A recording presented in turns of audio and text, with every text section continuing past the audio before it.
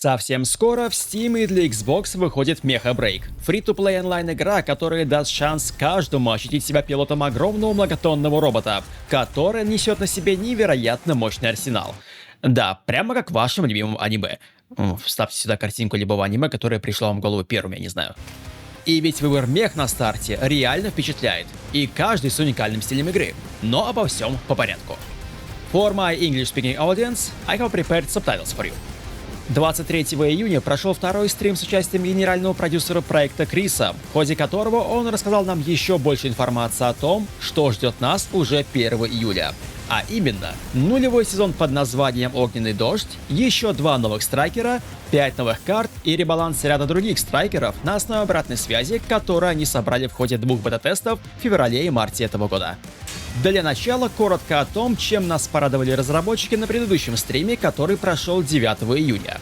На старте абсолютно всем игрокам будут доступны сразу 12 страйкеров на выбор, без необходимости гринда или фарма ресурсов. Их разблокировка будет полностью бесплатной. Хотите опробовать их всех? Чего же вы ждете? Если вы играли на предыдущих тестах и не хотите повторно проходить пролог, его можно будет полностью пропустить при первом входе в игру. Сам пролог никуда не делся, и вы сможете просмотреть его позже. А если вы новичок, то все же советую ознакомиться с управлением в игре именно посредством прохождения пролога. В режимах 3 на 3 и 6 на 6 полностью убрано использование модулей, которые теперь можно брать с собой только в мэшмак. А на самом мэшмаке убрали систему улучшения оружия. Теперь нужно просто лишь подобрать его и экипировать. В самом режиме появится 3 уровня сложности. Чем выше сложность, тем выше награды. Но и точек эвакуации будет меньше. Плюс появится еще один новый босс. И напоследок. На базе станет больше интерактивных зон, появится фоторежим, и изменение внешности персонажа теперь станет тоже полностью бесплатным. А теперь о том, что нам стало известно 23 июня, но перед этим. Если вам понравится подобный разбор стримов от разработчиков, не забудьте поставить лайк и даже, возможно, подписаться. Дело пары секунд, а для меня это будет отличным индикатором того, что такие видео вам интересны. Ну а теперь двигаемся к новостям. Во-первых, появляется не одна, не 2, не 3, не 6, а целых 5 новых карт вдобавок к тем, которые были доступны в ходе бета-тестов. Это Babylon Sky Fortress,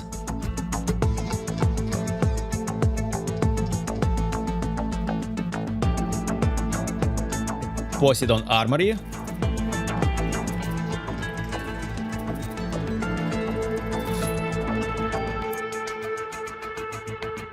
Longman Launch Site,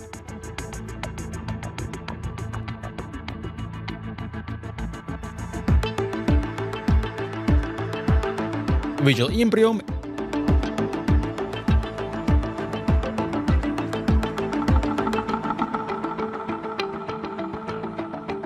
и Stella Observatory Island. И каждый из них, не побоюсь этого слова, по-своему уникально. Нас ждут сражения и далеко в космосе, и даже под водой. С учетом новых карт, на старте будет доступно 4 карты для режима 3 на 3 и целых 10 для режима 6 на 6. Во-вторых, появляются 2 новых страйкера. Stellaris, легкий страйкер ближнего боя, и Serenit, легкий страйкер поддержки. И их можно будет получить уже в ходе нулевого сезона.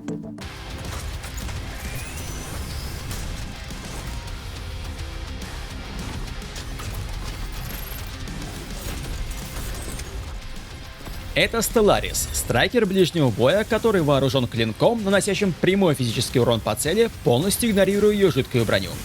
Оптический камуфляж позволяет выйти из состояния оглушения и стать временно невидимым для соперника. А тактическим крюком этот страйкер способен замедлить противника и тут же приблизиться к нему для атаки.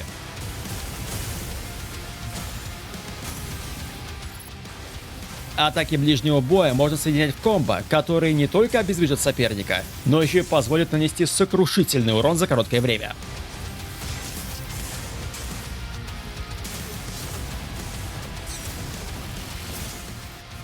Тактический крюк не только замедляет, но еще и сильно снижает шансы цели на уворот. Так что, если вы любите всегда быть на острие атаки и нести хаос в первых рядах, то Stellaris вас вряд ли разочарует.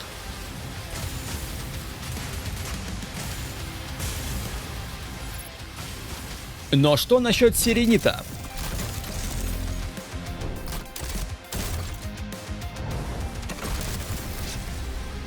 Этот легкий страйкер поддержки тоже сможет внести хаос на поле битвы, но по-другому.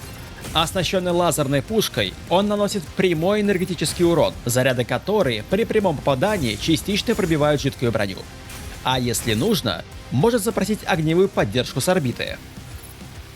С помощью нарушающего крюка можно заставить противника в буквальном смысле временно атаковать своих же союзников, а с помощью дизраптора он может временно улучшить свою и так впечатляющую мобильность и не дать противнику зафиксировать на себе прицел. Будучи страйкером поддержки, Сиренит способен не только активно сеять хаос в рядах противника, заставляя их атаковать друг друга, так и вполне может постоять за себя, оставшись один на один.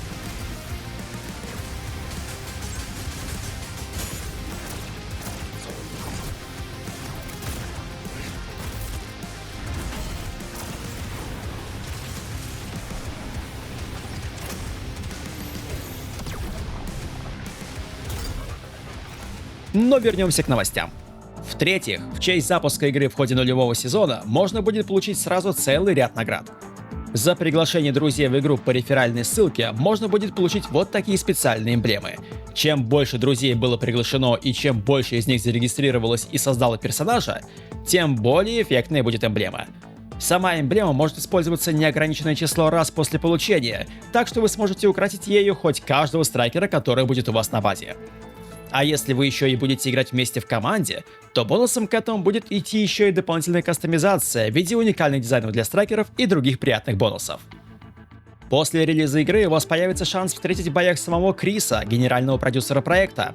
Не стесняйтесь сразиться с ним в полную силу, у вас будет шанс получить за это награды. Со 2 по 31 июля будет действовать Twitch Drops. За просмотр трансляции на Twitch можно будет разблокировать вот эти аксессуары для своего персонажа. Да, можно будет получить в том числе и хвост.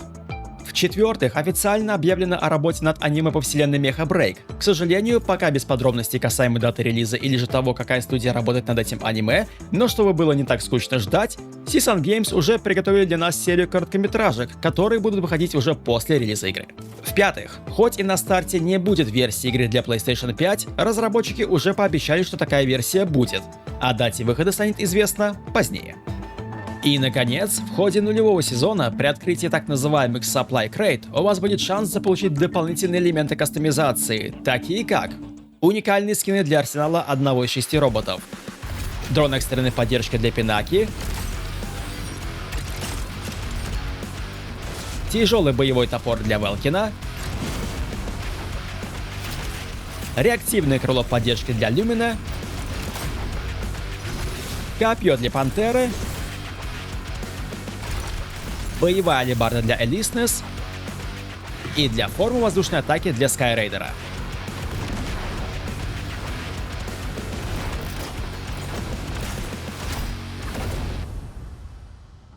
Помимо этого, из коробок вам может выпасть как дополнительная кастомизация для персонажа, элементы раскраски, разблокировка доступа к новым локациям на базе, так и один из 3 роботов — Инферно и ранее представленные Stellaris и Сиренит.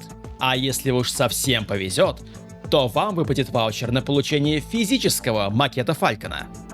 Ну и напоследок о системных требованиях. Игра умеренно требовательна к ресурсам, но в качестве минимальных системных требований заявлены Core i5 6500 или же Ryzen 3300X, 8 ГБ оперативной памяти и видеокарты уровня GTX 1650 или RX 570 с 4 ГБ видеопамяти.